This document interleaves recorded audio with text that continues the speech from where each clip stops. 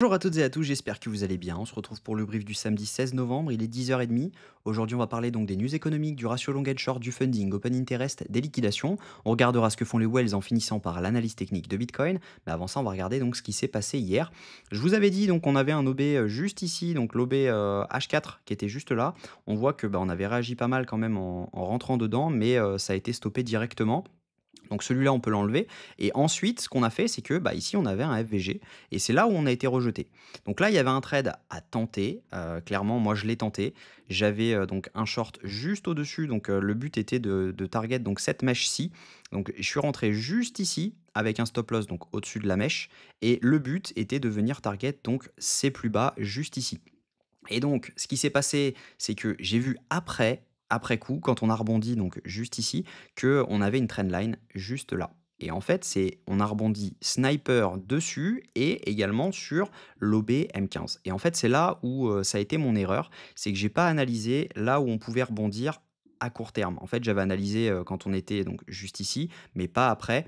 Et ça a été mon problème parce que là, on a rebondi parfaitement dans l'OB donc M15 que nous avions donc juste ici, dans les 50% de l'OB. Donc il y avait un trade à tenter juste là qui aurait été vraiment, vraiment, vraiment énorme parce que clairement, vous rentriez juste là avec un stop loss juste en dessous. Vous saviez que vous aviez la trend. Donc si jamais c'était break, c'était invalidation.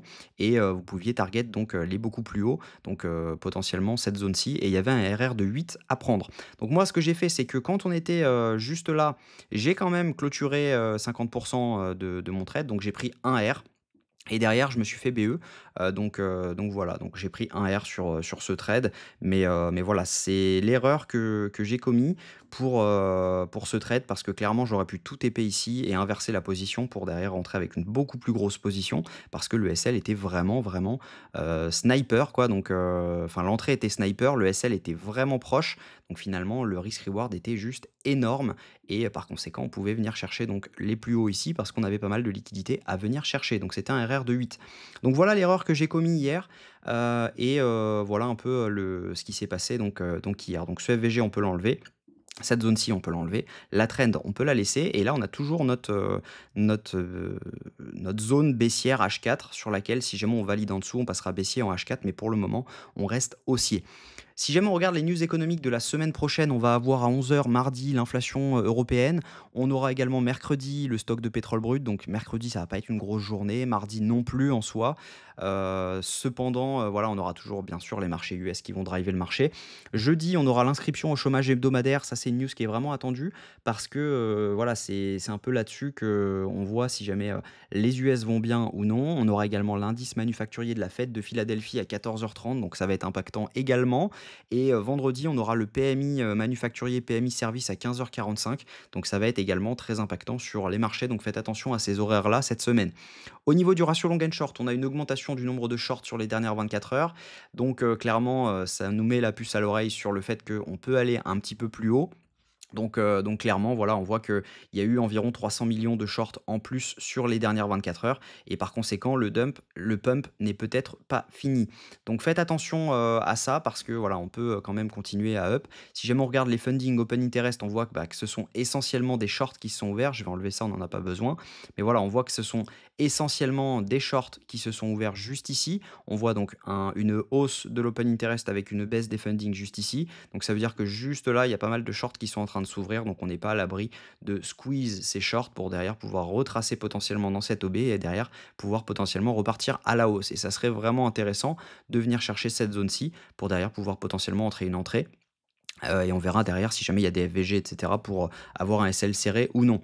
Donc clairement intéressant. Sinon, voilà ce qu'on voit, hein, on n'a pas grand-chose. Là, on voit que on avait une hausse de l'open interest avec une stagnation des fundings. Ça veut dire clairement que juste ici, on a eu autant de shorts que de longs qui se sont ouverts, mais c'est des ouvertures vraiment.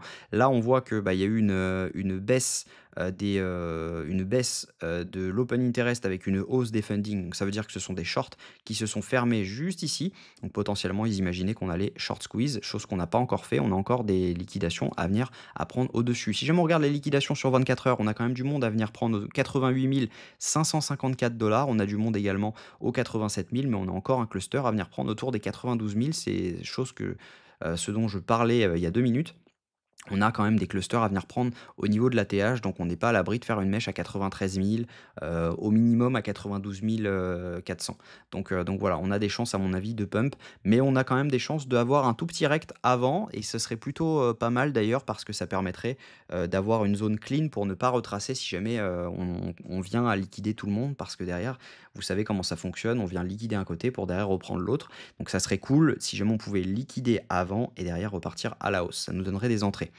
Également, si jamais on regarde ce que font, les whales, donc on a des whales qui sont actuellement, en train de ne rien faire, hein, sur cette zone-ci. Elles ne font pas grand-chose, c'est des petits achats.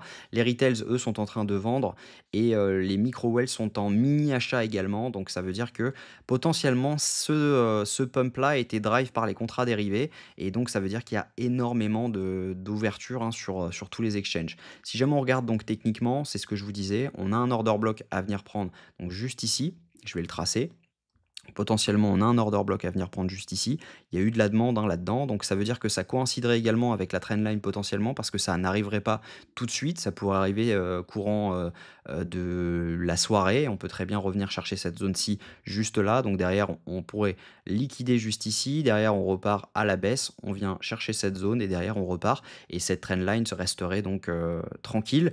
Maintenant, si jamais on vient à break cette trendline, je pense que ça sera le début des problèmes et on pourra potentiellement repasser baissier parce que, il y a pas mal de gens qui sont en train de la trader et donc on peut très bien, s'amuser dessus et à un moment, boum, on la break, on la reteste et derrière on repart à la cave. Parce que pour rappel, on a quand même un FVG à venir chercher autour des 83 400 donc il se situe entre, donc il est tracé, c'est un FVG H1, hein, donc là vous le voyez, il n'y a pas forcément de FVG là-dessus, mais en H1, il y a donc entre les 84 252 et les 82 782 il y a un FVG à venir chercher. Donc potentiellement, voilà, on pourrait venir le chercher si jamais cette trend venait à break. Donc, ce qui veut dire, c'est que cette trend, c'est un peu notre dernière chance sur ce rebond avec cette OB. Donc il y a potentiellement un beau trade à prendre. Là-dessus, on voit que là, il y a pas de FVG, hein, parce que clairement, on a mèche, donc juste au-dessus, on a remèche juste en dessous, donc on a fermé ce FVG. Et donc, par conséquent, le trade peut vraiment avoir un ratio, un risk-reward plutôt intéressant si jamais on rentre, par exemple, dans les 50% de l'OB avec un SL juste en dessous pour derrière venir target donc les 93 000 des liquidations, donc les 93 200 environ. Donc ça nous donnerait, à peu près un RR de 4, 4,5, donc vraiment intéressant. Je pense que je vais mettre un ordre là-dessus au cas où, voilà, on a notre retracement et derrière même chose, hein, on a quand même des liquidations à venir chercher ici. Mais si jamais on regarde un peu plus, en détail, si jamais on se met par exemple sur 3 jours, là où on a eu la TH, on voit que là, il y a un énorme cluster aux 92 000, mais le plus gros des clusters est quand même aux 93 500. Donc potentiellement, on peut, venir chercher donc cette zone-ci et derrière venir target donc un RR de 1 pour 5. Donc voilà, je pense que ça peut être un trade vraiment intéressant. Si jamais ce trade venait à SL, je pense qu'on pourrait passer baissier.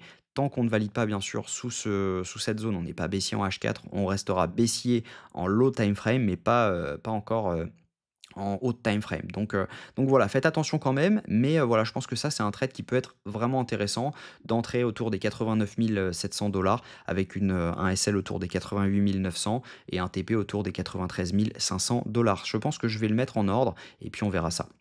On regardera également, j'ai fait une vidéo sur le CAS hier, donc il a bien rebondi. Je pense quand même qu'il va venir chercher les équalos. Je vous invite à regarder cette vidéo. Je vais la mettre donc en fin de vidéo. Vous aurez juste à cliquer dessus. N'hésitez pas à vous abonner et activer la cloche pour ne rien manquer des prochaines vidéos. Je pense que j'en sortirai une autre cet après-midi sur le render. Et maintenant, on va tout simplement voilà, prier pour avoir ce petit dump et derrière pouvoir avoir notre nouvelle ATH. Je vous souhaite une très bonne journée, un bon week-end. On se retrouve demain à la même heure. Prenez soin de vous.